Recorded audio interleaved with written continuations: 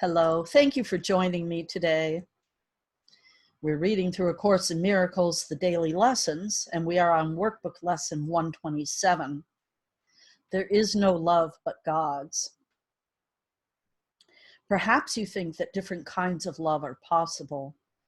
Perhaps you think there is a kind of love for this, a kind of love for that, a way of loving one, another way of loving another still. Love is one. It has no separate parts, no degrees, no kinds or levels, no divergencies, no distinctions. It is like itself, unchanged throughout. It never alters with a person or a circumstance. It is the heart of God and also of his Son. Love's meaning is obscure to anyone who thinks that love can change. He does not see that changing love must be impossible, and thus thinks that he can love at times and hate at others. He also thinks that love can be bestowed on one and yet remain itself, although it is withheld from others. To believe these things of love is to not understand it. If it could make such distinctions, it would have to judge between the righteous and the sinner and perceive the Son of God in separate parts. Love cannot judge. As it is one itself, it looks on all as one. Its meaning lies in oneness, and it must elude the mind that thinks of it as partial or in part. There is no love but God's, and all of love is his. There is no other principle that rules where love is not. Love is a law without an opposite. It is wholeness. Its wholeness is the power holding everything as one, the link between the Father and the Son, which holds them both forever as the same. No course whose purpose is to teach you to remember what you really are could fail to emphasize that there can never be a difference in what you really are and what love is. Love's meaning is your own and shared by God himself. For what you are is what he is. There is no love but his, and what he is everything there is. There is no limit placed upon himself, and so are you unlimited as well. No law the world obeys can help you grasp love's meaning. What the world believes was made to hide love's meaning and to keep it dark and secret. There is not one principle the world upholds, but violates the truth of what love is and what you are as well. Seek not within the world to find yourself. Love is not found in darkness and in death.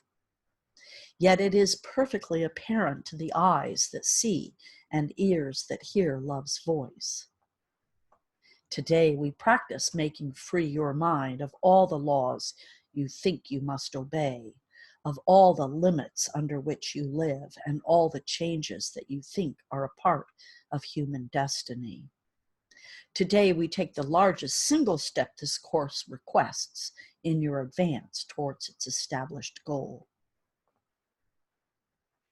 If you achieve the faintest glimmering of what love means today, you have advanced in distance without measure and in time beyond the count of years to your release. Let us together then be glad to give some time to God today and understand there is no better use for time than this. For 15 minutes, twice today, escape from every law in which you now believe. Open your mind and rest.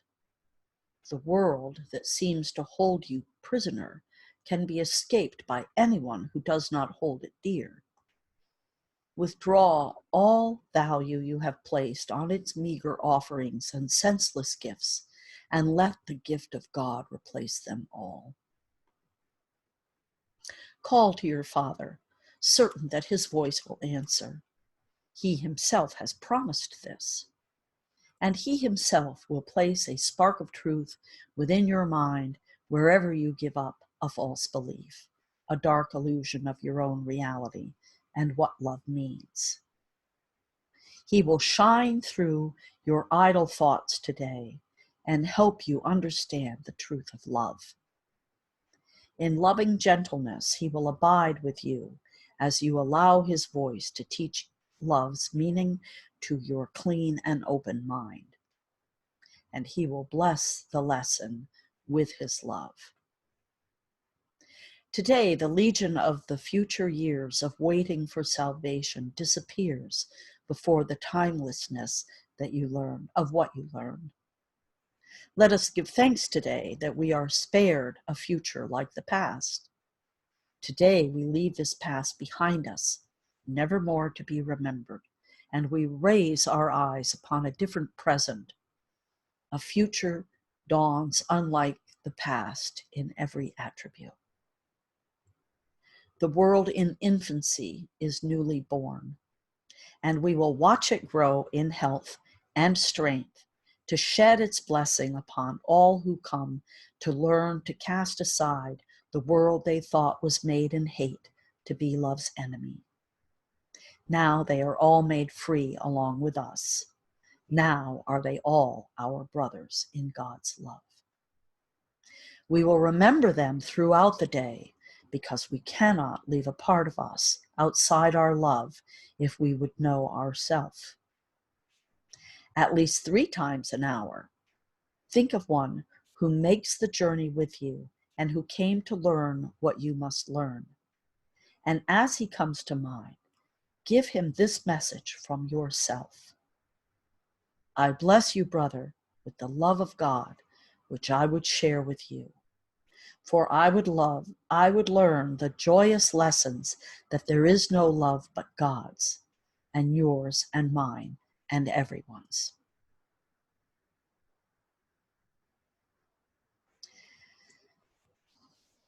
It's another challenging chapter, I feel. There is no love but God's. Because there really isn't anything here but God. We are individuated expressions of divinity in form. And so if it's God's love, it's your love because you are God in form.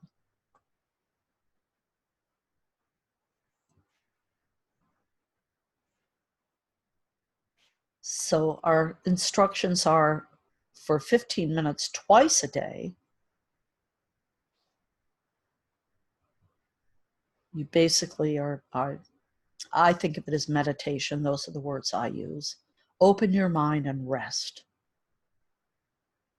Withdraw all value you have placed on life's meager offerings and senseless gifts, and let the gift of God replace them all. So 2 sessions like that for 15 minutes.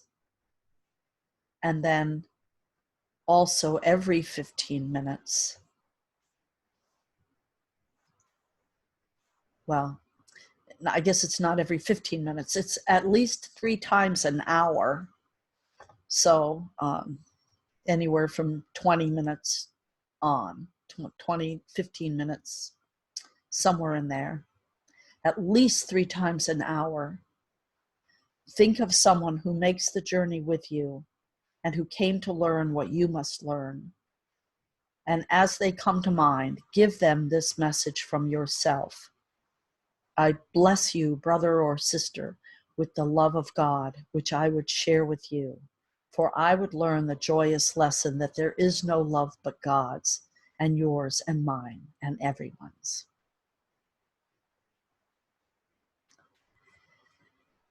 If you need support, reach out to me. I am here, 907-351-3003. Otherwise, I will see you back here again tomorrow. Namaste.